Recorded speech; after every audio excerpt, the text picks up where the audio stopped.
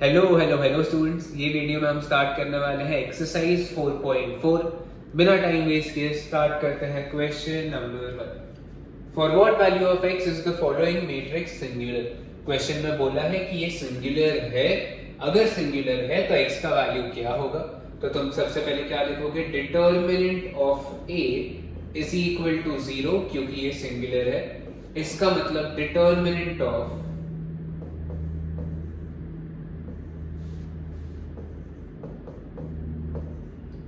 This should be equal to 0।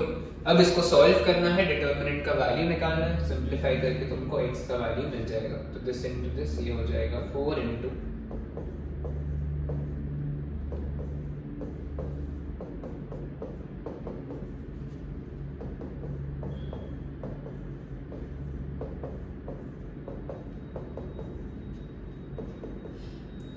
ये क्या हो जाएगा तुम्हारा 10 इज इक्वल टू, इसको उधर लेके जाके ये हो जाएगा 10x। तो देयरफॉर x का वैल्यू आएगा तुम्हारा 1। अगर x का वैल्यू 1 है तो ये डिटर्मिनेंट का answer will be equal to 0। Question number 2, which of the following matrices are non singular। तो इसमें बस तुमको डिटर्मिनेंट का आंसर निकालना है। डिटर्मिनेंट का आंसर अगर 0 आ गया है तो फिर ये क्या होने वाला है, सिंगुलर होगा। डिटर्मिनेंट का आंसर नॉट इक्वल टू 0 आ रहा है तो ये नॉन सिंगुलर होगा। चलो इसका आंसर निकाल लेते हैं।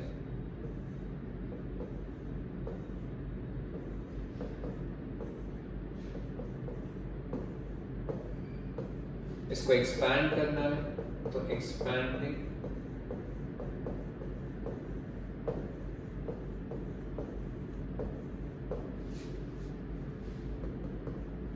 क्या हो जाएगा, ये सबसे पहले तो 6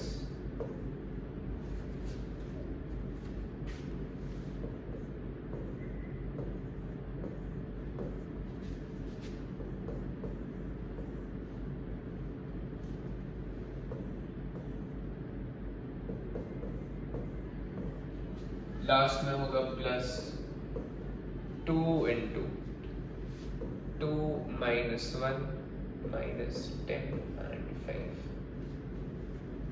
इसको सिंप्लीफाई करते जाना है। ये हो जाएगा -2 माइनस 10 माइनस 12। ये हो जाएगा तुम्हारा 4 प्लस 20। ये हो जाएगा 10 माइनस 10, तो ये बचेगा 0। तो ये कितना होने वाला है तुम्हारा 60 72 माइनस 72, और ये कितना हो जाएगा प्लस 60 72 प्लस 72। तो फाइनल आंसर क्या आ गया है तुम्हारा 0। तो तुम लिखोगे since determinant of a is equal to 0, a is singular.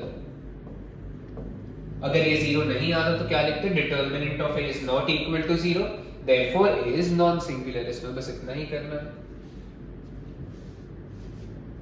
चलो इसका सेकंड वाला आया हो तुम सॉल्व कर सकते हो, बस डिटर्मिनेंट निकालना है। 0 आया तो सिंगुलर, नहीं आया तो non singular. Question number 3, right the adjoint of the matrices. ये इंपॉर्टेंट है, ये तुमको सिखाया भी है, प्लीज ध्यान दे दो, ये तुमको आगे काम आएगा। सबसे पहले एडजॉइंट निकालना है। 2/2 का मैंने तुमको शॉर्टकट ट्रिक सिखाया हुआ है, वो ट्रिक लेकिन तुम एमसीक्यू में ही यूज कर सकते हो। ऐसा क्वेश्चन आया तो पूरा सॉल्व करना पड़ेगा।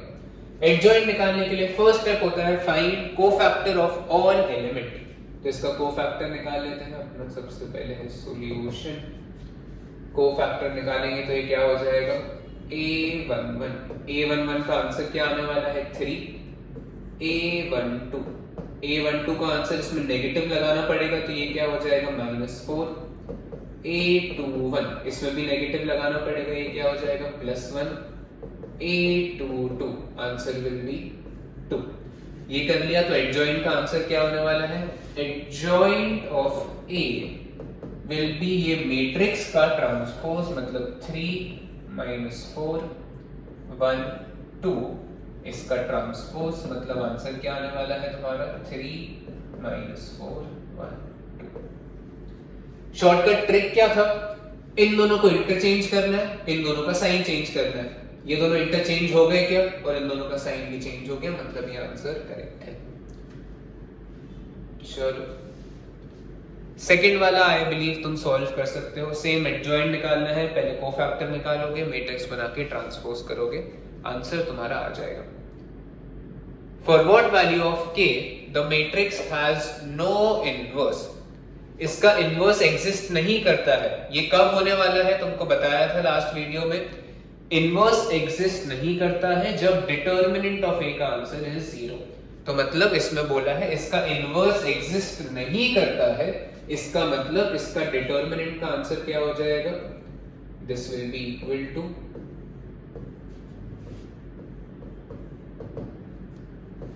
this is equal to 0 as no inverse exists। इसको सॉल्व करेंगे तो ये क्या हो जाएगा तुम्हारा 10 minus 3k is equal to 0, तो 3k is equal to 10, k का आंसर क्या आने वाला है तुम्हारा 10/3। ये चेक कर लेते हैं एक बार, फोर्थ का फर्स्ट वाला k का आंसर है 10/3, बिल्कुल करेक्ट है। सेकेंड वाला if a is given then write a inverse, पूरा इनवर्स निकालना है। चलो वो कैसे निकालते हैं, सबसे पहले तो a इनवर्स का formula, a inverse is 1 upon determinant of a into adjoint of a, correct. तो जब भी तुमको a इनवर्स निकालना है, ये फॉर्मूला है, हमेशा सबसे पहले डिटर्मिनेंट ऑफ a का आंसर ही निकालेंगे। तो ये क्या होने वाला है तुम्हारा 3 इंटू ये 21 माइनस 20, ये हो जाएगा 21 माइनस 20, तो फाइनल आंसर क्या आने वाला है 1। इसके बाद स्टेटमेंट ये लिखना पड़ता है, जब भी तुमको इनवर्स निकालने बोला है तुम यहाँ पे लिखोगे since determinant of a is not equal to 0 a inverse exist करता है, a इनवर्स एग्जिस्ट। इसके बाद अपन निकालना स्टार्ट करेंगे। तो ये क्या होने वाला है, सबसे पहले एडजॉइंट निकालना पड़ेगा, इसका आंसर निकाल लिया है, इसका आंसर निकालना है। तो a11 क्या होने वाला है तुम्हारा, ये हो जाएगा 7, a12 का आंसर क्या होने वाला है -2, a21 इसका आंसर क्या होने वाला है -10, a22 will be 3। therefore adjoint of a is इसके मैट्रिक्स का ट्रांसपोज, इसका ट्रांसपोज करना पड़ेगा। तो ये क्या हो जाएगा तुम्हारा 7 -2 -10 3, ये आया तुम्हारा एडजॉइंट का आंसर।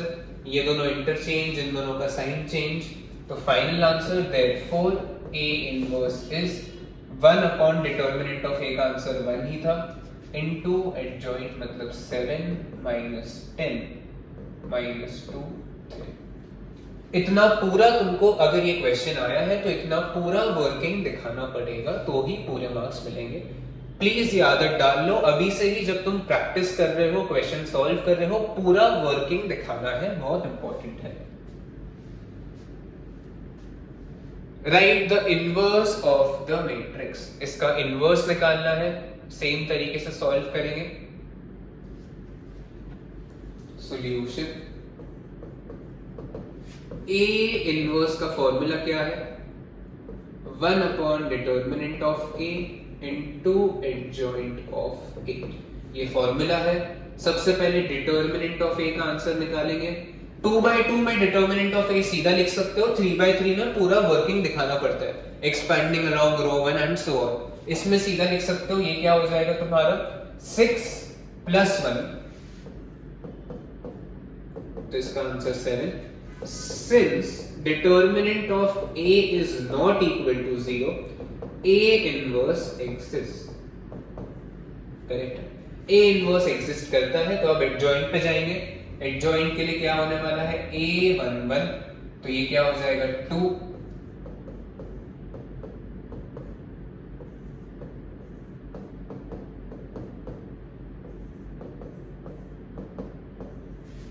A12 मतलब इसका डायगोनल ऑपोजिट 1 और साइन चेंज तो -1, A21 इसका डायगोनल ऑपोजिट -1 साइन चेंज तो +1, करेक्ट है।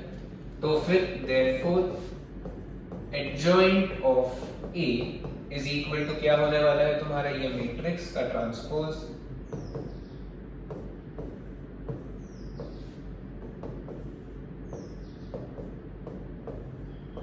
ये आ गया adjoint of A का आंसर। तो A इनवर्स क्या होने वाला है, A inverse will be 1/7 into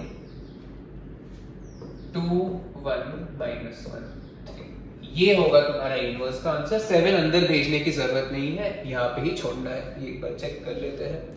2 1 -1 3 1/7 बिल्कुल करेक्ट है। ये था हमारा क्वेश्चन नंबर 4 का थर्ड वाला। चलो ये वीडियो में बस इतना ही करेंगे। अगर तुम्हें ये पसंद आ रहा है, तुम्हें समझ में आ रहा है, then please share it with your friends. Thank you.